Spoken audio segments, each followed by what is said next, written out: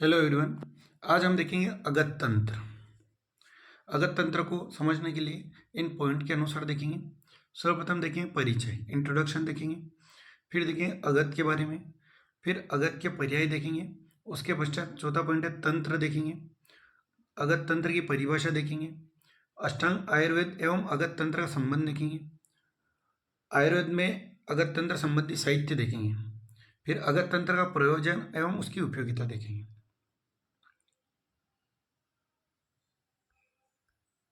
अब हम देखेंगे अगत तंत्र का परिचय। परिचय देखेंगे, इंट्रोडक्शन। अगत तंत्र दो शब्दों से मिलकर बना है, अगत और तंत्र। अगत तंत्र के मर्म को समझने के लिए इन दो शब्दों का समझना आवश्यक है, अगत का अर्थ और तंत्र का अर्थ। ठीक है, सर्वप्रथम अपन अगत के बारे में देखेंगे। गद शब्द में गद धातु में अच प्रत्यय लगाकर जिसका अर्थ होता है रोग या पीड़ा या विष, गद में अ उपसर्ग लगाने पर अगत शब्द बनता है। ठीक है, गद धातु में अच प्रत्यय लगाकर जिसका अर्थ होता है रोग या पीड़ा, गद में अ उपसर्ग लगाने पर अगत शब्द बना है। इसके दो व्याख्या की गई, इसकी दो व्याख्या की गई है। प्रथम देखते हैं, नास्ति गदो यस्य, नास्ति न अस्ति गदो यस्य, निरोग अर्थात रोग रहित, जिसको रोग नहीं हुआ हो और कोई रोग रहित हो यानी स्वस्थ व्यक्ति। न अस्ति गदो यस्मात् अर्थात होता है औषध या स्वास्थ्य या विषनाश करने वाला विज्ञान। औषध या स्वास्थ्य, औषध द्वारा स्वास्थ्य को विषनाश करने वाला विज्ञान होता है, उसे अगत बोलते हैं। अब हम देखेंगे अगत की परिभाषा। आचार्य प्रियव्रत शर्मा ने अगत शब्द की निरुक्ति करते हुए कहा है, गा इंद्रियाणि सद्यो गणन्ति इति एते गदा बुद्धे प्रोक्ता विषम इति विषाद जन्नाद गद तेषां प्रतिकार षोडांश हृदयम। क्या बोला? गा इंद्रियाणि सद्यो गणन्ति इति एते गदा बुद्धे प्रोक्ता विषम इति विषाद जननाद गद तेषां प्रतिकार। तो अर्थात इंद्रियों में विकार उत्पन्न करने के कारण गद संज्ञा हुई तथा विषाद उत्पन्न करने के कारण विष कहलाता है। उसका प्रतिकार करने वाला द्रव्य अगत कहलाता है। गद का अर्थ विष होता है, अगत यानी उसको कम करने वाला, नष्ट करने वाला। ठीक है, एक बार और श्लोक देख लेते हैं अपन। किसने बोला है? आचार्य प्रियव्रत शर्मा ने। गा इंद्रियाणि सद्यो गणन्ति इति एते गदा बुद्धे प्रोक्ता विषम इति विषाद जननाद गद तेषां प्रतिकार। ठीक है, अर्थात जो इंद्रियों में विकार उत्पन्न हुए होने के कारण गद संज्ञा हुई, विषाद उत्पन्न करने के कारण विष कहलाता है, उसका जो प्रतिकार करता है, उसका जो विरोध करने वाला द्रव्य है, उसे अगत कहलाते हैं। अब हम देखेंगे अगत के पर्याय, सिनोनिम्स ऑफ अगरबत। आचार्य अमर सिंह विरचित अमरकोश में अगत शब्द के निम्न पर्याय बताए। ठीक है, भेषज औषध, भेषज गदो जायु इत्यपि। ठीक है, तो क्या है? भेषजम, औषधम, भेषज्यम और अगत और जायु। ठीक है, 5 पर्याय बताए हैं। क्या क्या है? भेषजम, औषधम, भेषज्यम, अगत और जायु। ठीक है, ये अगत के पर्याय है। ऑब्जेक्टिव में पूछ सकता है अगत के पर्याय, भेषजम, औषधम, भेषज्यम, अगत और जायु। अब हम तंत्र के बारे में देखें। अगत तो देख लिया हमने, अब अगत तंत्र दो शब्दों से मिला है, अगत और तंत्र। तो अगत देख लिया, तंत्र के बारे में। तंत्र शब्द की व्याख्या करते हुए कहा है, त्रायते शरीर अन्यन इति तंत्रम।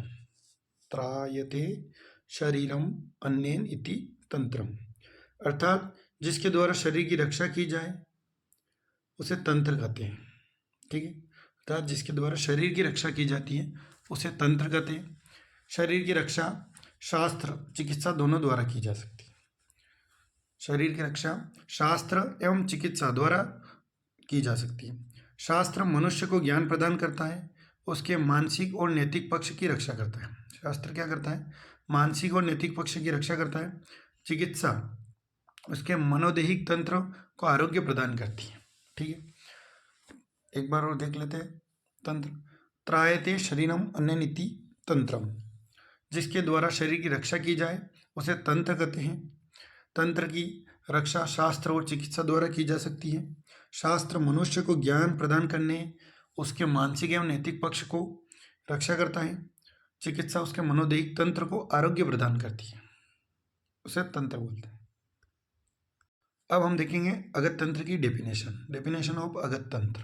ठीक है, अगत तंत्र नाम सर्प कीट लूता मूषक आदि दष्ट विष व्यंजनार्थ विविध विष संयोगे उपशमनार्थ च। एक बार और देखते हैं। अगत तंत्र नाम सर्प कीट लूता मूषक आदि दष्ट विष व्यंजनार्थ विविध विष संयोगे उपशमनार्थ च। सुश्रुत सूत्र स्थान प्रथम अध्याय छठा श्लोक। अगत तंत्र यानी टॉक्सिकोलॉजी आयुर्वेद की उस शाखा का नाम है जिसमें सर्प कीट यानी कीड़े, लूता यानी मकड़ी आदि के दष्ट हुए तथा अन्य विविध प्रकार से स्वाभाविक या कृत्रिम एवं संयोगज विष से उपहत प्राणियों की पीड़ा का उपशमन या निदान या चिकित्सा का विधान किया गया है, उसे अगत तंत्र बोलते हैं। ठीक है, एक डेफिनेशन हो रही। अगत तंत्र चिकित्सा शास्त्र की वह शाखा है जो प्राणी के मनोदेहिक, मन और देहिक दोनों तंत्र की विषयों से रक्षा करता है, उसे आरोग्य प्रदान करता है, उसे अगत तंत्र बोलते हैं।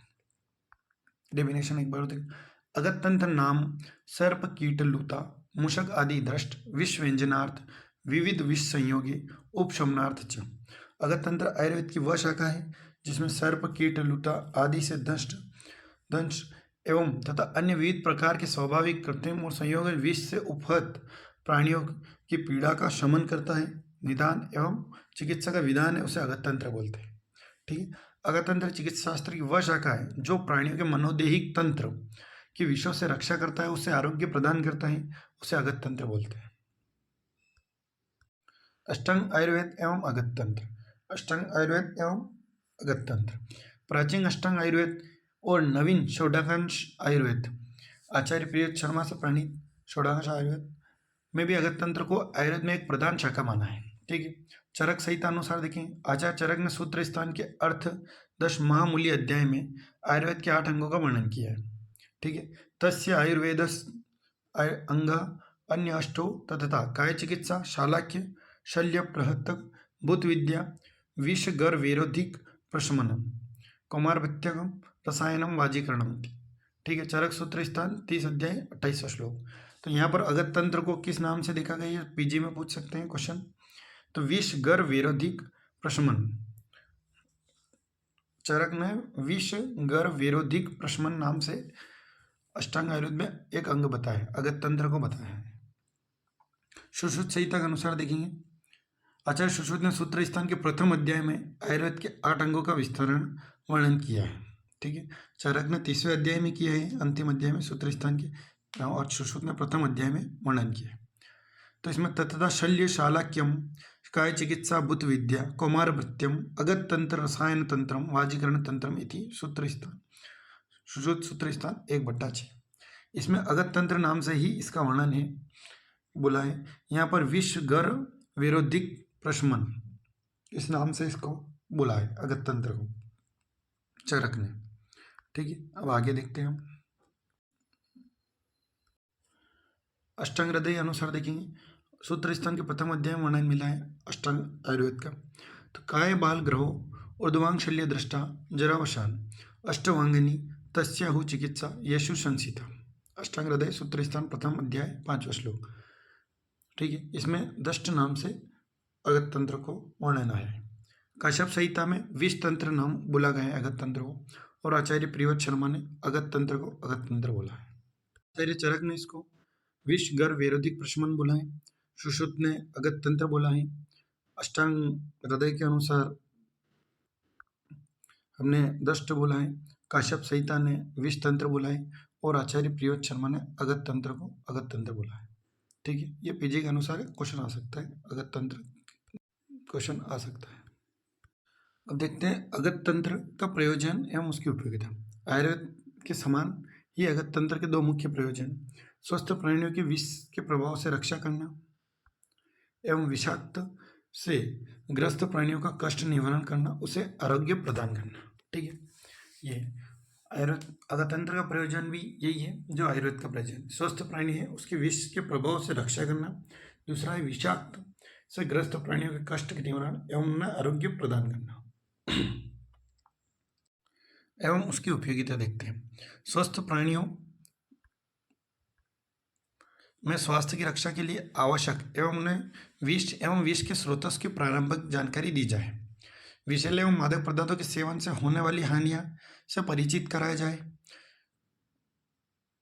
विषदान के तरीके एवं विषाक्त अन्नपान को पहचानने की विधियों को अवगत कराया जाए। विरुद्ध अन्नपान तथा शरीर में आम विष उत्पन्न करने वाले कारकों की जानकारी दी जाए। पीड़ाहार, शामक, अवसादक एवं नींद लाने वाली गोलियां, टिकियों जिनका भी बिना समझे बुझे धड़ल्ले से प्रयोग किया जा रहा है, अमात्रा में, अनावश्यक और बिना किसी विशेषज्ञ की सलाह के सेवन होने वाले खतरों एवं घातक परिणामों से प्रति अवगाह करा जाए, नहीं आगाह करा जाए, पहले से बता दिया जाए। नींद की गोलियों के मस्तिष्क पर पड़ने वाले स्थायी प्रतिकूल प्रभाव के कारण इधर बीच कुछ पाश्चात्य देशों में इसका उपयोग पर रोक लगाई गई है।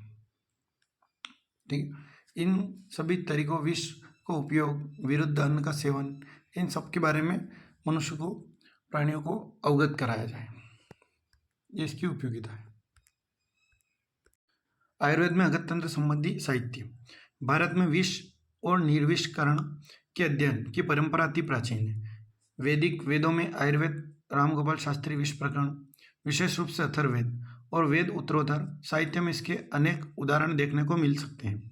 महाभारत में काश्यप और तक्षक के द्वारा ब्रह्मवेद व पुराण में धन्वंतरी और नाग देवी मनसा के संवाद प्रकरण तत्कालीन विश्ववैद्य की स्थिति परिचायक है। आयुर्वेद के इतिहास के अध्ययन से ऐसा प्रतीत होता है कि प्राचीन काल में आयुर्वेद के 8 अंगों से संबंधित अलग अलग संहिताएं थी, पर कालांतर में उनमें से अधिकांश लुप्त हो गई। आचार्य वाग्भट द्वारा अष्टांग संग्रह के उत्तर स्थान में वेगों के वर्णन में क्रम में पुनर्वसु आत्रेय के मत के साथ साथ नग्नजित, विदेहपति, जनक, आलम्बयन ऋषि आदि के मतों का उल्लेख करना इस तथ्य की ओर संकेत करता है कि उनके काल में अगततंत्र संबंधी अन्य साहित्य भी उपलब्ध थे जो अब अप्राप्य है, अभी उपलब्ध नहीं है। आजकल अगततंत्र पर कोई भी प्राचीन संहिता या स्वतंत्र ग्रंथ उपलब्ध नहीं है। उपलब्ध प्राचीन संहिताओं और संग्रह ग्रंथों में इस विषय पर कई कई क्रमबद्ध और कई कई विकीर्ण विवरण देखने को मिलता है, यानी कि पुरानी प्राचीन अगततंत्र की कोई संहिता उपलब्ध नहीं है आज। थैंक यू सो मच, धन्यवाद।